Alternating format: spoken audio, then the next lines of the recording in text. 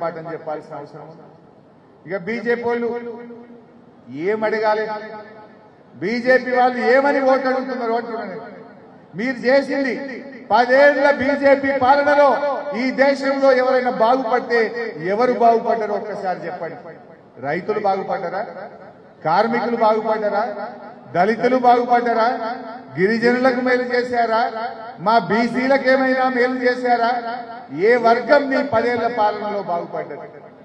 వాళ్ళు ఇచ్చిన హామీ ఒక్కటైనా బీజేపీ అమలు చేసిందా? నల్లధనం తెస్తాం, పేదల ఖాతాల్లో 15 లక్షల రూపాయలు వేస్తామన్నారు. ఏ ఒక్కరికైనా 15 లక్షల రూపాయలు ఈ దేశంలో ఈ రాష్ట్రంలో పడ్డాయా? ఏటా 2 కోట్ల ఉద్యోగాలు ఇస్తామన్నారు. ఏవి 20 కోట్ల ఉద్యోగాలు? వైట్ పేపర్ రిలీజ్ చేయండి.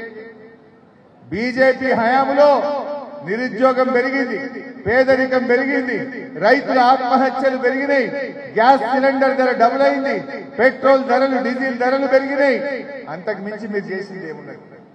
63 రూపాయలున్న సిలిండర్ ధర, పెట్రోల్ డీజిల్ ధర 100 రూపాయలు దాటింది. ఎలక్షన్ రాగానే 2 రూపాయలు దించింది. సిలిండర్ ధర 1000 రూపాయలు దాటింది. ఎలక్షన్ రాగానే 100 రూపాయలు దించింది. ఇది కాదా బీజేపీ ఆడుతున్న నాటకం? వాళ్ళు మాట్లాడితే మేము రామాలయం కట్టినామంటున్నారు. రాముడు అందరి వాడు. మన కేసీఆర్ అద్భుతమైన లక్ష్మీనరసింహస్వామి దేవాలయం కట్టలేదా? మీరు అక్షింతలు మంచిపెట్టి మేము రాజకీయం చేయాలంటే ఇంటికో లడ్డు పంపకపోదుమా? మేము ఇంటికో లడ్డు లక్ష్మీనరసింహస్వామిని పంపలేకపోదుమా? ఏమి? దేవుడు అందరి వాడు.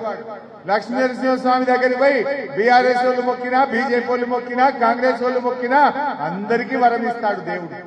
దేవుడికి రాజకీయాలు ఉన్నాయి, కానీ మీరు ఇలా దేవుడిని అడ్డం పెట్టుకొని రాజకీయాలు చేసేటువంటి ప్రయత్నం చేస్తా ఉన్నారు. నిజంగా ప్రజలకు ఏం చేశారో చెప్పండి. ప్రజలకు మీరు చేసిన మేలేందో చెప్పండి. ఇవాళ నల్ల చట్టాలు తెచ్చి 700 మంది రైతులను పొట్టన పెట్టుకున్నటువంటి చరిత్ర ఇవాళ ఈ బీజేపీ. అందువల్ల మనకి ఇవాళ ఢిల్లీలో ఈ బీజేపీ ఎంపీ గెలిచినా, కాంగ్రెస్ ఎంపీ గెలిచినా ఈ జాతీయ పార్టీల్లో గులాంగిరి చేసుడు తప్ప ఏముండదు. ఢిల్లీలో మన తెలంగాణ గలం విప్పాలంటే బీఆర్ఎస్ పార్టీ అభ్యర్థి ఇవాళ క్యామ మల్లేశం అన్న గెలవాల్సినటువంటి అవసరం ఉంది. మనం ఇవాళ కాంగ్రెస్ బీజేపీలు 2 జాతీయ పార్టీలు కూడా వాళ్లకు ఏముంటది? 10 రాష్ట్రాల్లో ఇది 11వ రాష్ట్రం అవుతుంది, 10 కల్లా ఇది 11వది అవుతుంది.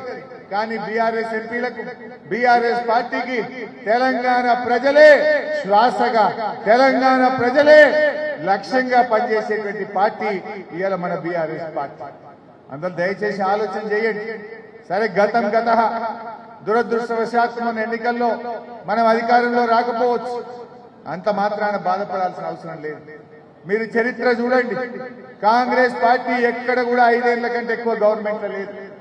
ఛత్తీస్గఢ్ లో మొన్న మనతో పాటు ఎలక్షన్ అయింది. 5 ఏళ్లు కాగానే ఛత్తీస్గఢ్ లో కాంగ్రెస్ గవర్నమెంట్ పడిపోయింది. రాజస్థాన్ లో ఎలక్షన్ జరిగింది. 5 ఏళ్లు కాగానే రాజస్థాన్ లో కాంగ్రెస్ పార్టీ ఖతమైంది. హిమాచల్ ప్రదేశ్ లో మొన్న 5 నెలలే అయింది. అది రేపు మాపు అన్నట్టు కొన ఊపిరి మీద ఉన్నది. దాన్ని ఎవడో పడగొట్టాల్సిన అవసరం లేదు. వాళ్ళ గ్రూపులు, వాళ్ళ అవినీతి ఖచ్చితంగా వాళ్ళే పడగొట్టుకుంటారు. ఎవరు అవునన్నా కాదన్నా, అటున్న సూర్యుడు ఇటు పొడిచినా మళ్ళీ రాష్ట్రంలో అధికారంలోకి వచ్చేది ఖచ్చితంగా బీఆర్ఎస్ గవర్నమెంటే. ధైర్యంగా ఉండండి.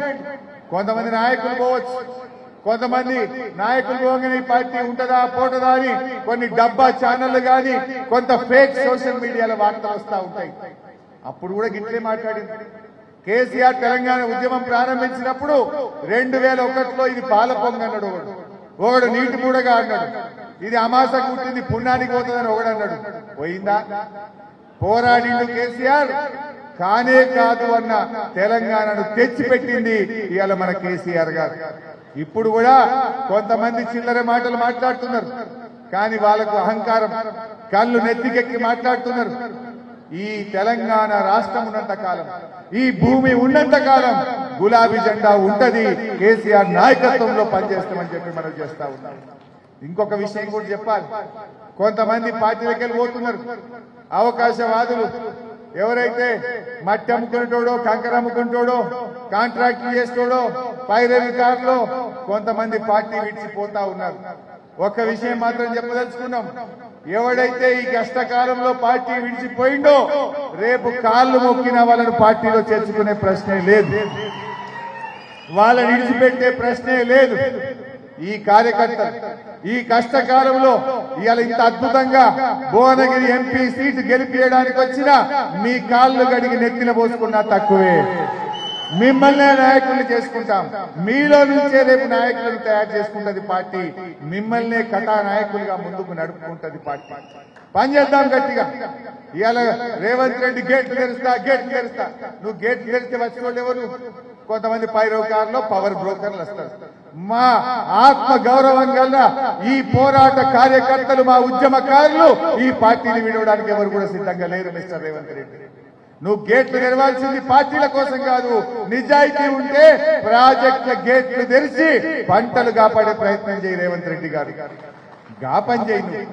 నువ్వు ఏమైనా మాట్లాడితే అన్ని తోండి మాటలు మాట్లాడు, ప్రజల గురించి మాట్లాడు, ప్రజలకు ఇచ్చిన హామీల మీద మాట్లాడాడు. ఇవాళ ఏమంటున్నారు? 6 గ్యారెంటీలు 5 అమలు చేసిరట. 6 గ్యారెంటీలు 5 అయిపోయినాయి అంటున్నారు. నేను సవాల్ విసురుతా ఉన్నా. ఇలా ఉత్తమ్ కుమార్ రెడ్డి వస్తారా, బట్టి విక్రమార్క గారు వస్తారా? మీ 6 గ్యారెంటీల మీద, నీ బాండ్ పేపర్ల మీద ఎక్కడంటే అక్కడ మేము చర్చకు సిద్ధంగా ఉన్నాం. ఎక్కడిచ్చినావని 6 గ్యారెంటీలు చెప్పు. 100 రోజుల్లో అమలు చేస్తానన్న ఏ ఒక్క హామీ అయినా మీరు అమలు చేసిందా? రైతులకు ఇచ్చిన ఒక్క హామీ నిలబెట్టుకున్నారా? వృద్ధులకు ఇచ్చిన హామీ నిలబెట్టుకున్నారా? మహిళలకు ఇచ్చిన హామీ అమలు చేసిండ్రా? మోసం చేసిన మీకు ఈ పార్లమెంట్ ఎన్నికల్లో అధికారంతో అహంకారంతో ఉన్న ఈ కాంగ్రెస్ పార్టీకి ప్రజలు గుణపాఠం చెప్పడానికి సిద్ధంగా ఉన్నారు. బీజేపీ గురించి కూడా మనం జాగ్రత్తగా ఉండాలి. మన 7 మండలాలు గుంజుకొని ఆంధ్రాలో కలిపిందే బీజేపీ. లోయర్ సీలేరు ప్రాజెక్టు లేకుండా ఆగం చేసిందే బీజేపీ. బయ్యారం ఉక్కు ఫ్యాక్టరీ ఇవ్వకుండా తెలంగాణకు అన్యాయం చేసిందే బీజేపీ. కాజీపేట కోచ్ ఫ్యాక్టరీని 10 ఏళ్లు ఇవ్వకుండా తెలంగాణకు అన్యాయం చేసిందే బీజేపీ. 4 ఎంపీలు గెలిచింది మన బీజేపీ. 4 ఎంపీలు గెలిస్తే ఏం తెచ్చింది వీళ్ళు? దేశంలో అధికారంలో ఉన్న ఈ దేశంలో 157 మెడికల్ కాలేజీలు ఇస్తే తెలంగాణకు ఒక్క మెడికల్ కాలేజీలు ఇచ్చిందా బీజేపీ? ఒక్క నవోదయ విద్యాలయం ఇచ్చిందా? ఒక్క కేంద్రీయ విద్యాలయం ఇచ్చిందా? ఏమిచ్చింది బీజేపీ? ఇలా కిషన్ రెడ్డి కేంద్ర మంత్రిగా ఉన్నా తెలంగాణకు సాధించింది అయితే ఏమీ లేదు. అందువల్ల బీజేపీ గెలిచినా ఓడినా తెలంగాణకు జరిగే నష్టం లేదు. కానీ కేంద్రంలో పార్లమెంట్ లో పోరాడాలంటే, తెలంగాణ హక్కులు కాపాడాలంటే అది ఒక బీఆర్ఎస్ పార్టీతోని మా క్యామ మల్లేశమన్నతో సాధ్యమవుతుందని మనం చేస్తాం. దానికోసం మనం గట్టిగా చేయాలి. ఏం చేసింది కిషన్ రెడ్డి ఉంటే ఏం చేసింది, లేదా వీళ్ళుంటే ఏం చేసింది? జిల్లాకు ఒక మెడికల్ కాలేజీ పెట్టాం. మన యాదాద్రి జిల్లాకు కూడా మెడికల్ కాలేజ్ ఇచ్చినాం. కానీ ఈ ప్రభుత్వం చేతగాని తరం వల్ల ఈ సంవత్సరం యాదాద్రి మెడికల్ కాలేజు ప్రారంభం కావడం డౌట్ఫుల్ గా కనబడతాం. వాళ్ళు సరిగా పట్టించుకోవడం లేదు.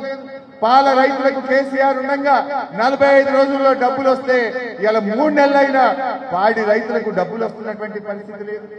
టెట్కు డిఎస్సి రాయడానికంటే ముందు టెట్ రాసే పిల్లలకు పరీక్ష ఫీజులను 3 అంతలు పెంచారు. మాటలేమో కోటలు దాటినాయి, చేతలు గడప దాటిన పరిస్థితి ఇలా కాంగ్రెస్ పార్టీ. కార్యకర్తలు కూడా దయచేసి మీరెవరు భయపడాల్సిన అవసరం లేదు. ఏదో కేసులు పెడుతున్నారని, భయపెడుతున్నారని, బెదిరింపులకు గురి చేస్తున్నారని దయచేసి ఎవరు అధైర్యపడకండి. మీకోసం ఒక లీగల్ టీం తెలంగాణ భవన్ లో ఒక లీగల్ టీం కార్యకర్తల కోసం ఎప్పుడూ సిద్ధంగా ఉంటది. మేము కూడా జగదీష్ గాని, నేను గాని ఏ కార్యకర్తకు ఇబ్బంది వచ్చినా తప్పకుండా ఉంటాం. మీకు రక్షణ కవచం లాగా నిలబడతాం. మీరు లేని పార్టీ లేదు, మీరు లేని మన మళ్ళీ ప్రభుత్వం ఉండదు.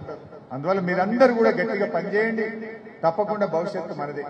ఇది నేర్చుకుందాం. రేపు ఈ కాంగ్రెస్ వల్ల ఈ అరాచకాలు ఇవన్నీ కూడా రాసి పెట్టుకో.